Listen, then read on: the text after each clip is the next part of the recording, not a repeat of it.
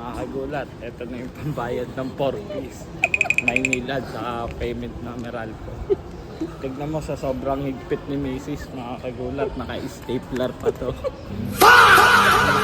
Makakakupit. Hindi mo nahawakan yung ATM. Mahawakan naman. Kapal oh. Bayaran po muna namin mga kagulat yung kuryente ng 4-piece sa katubig. Mga kagulat. Ito lang yung hawak kong pera. Ito pala yung sinweldo ko pambayad sa 4-piece.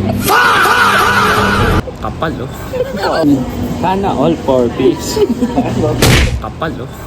Ito pa yung hippopotamus nakatawa oh. Grabe, hindi po putamos.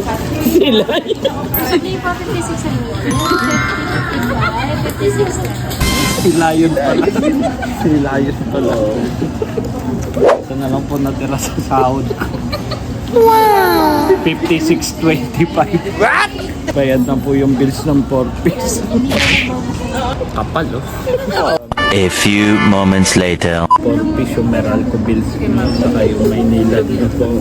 Pwede na po ulit kayong mag-aircon. Pare, si Puenta. 4 na araw. Ang lapit mo lang maglalakad ka lang, di ba? Oo. Kulang pa. Sorry.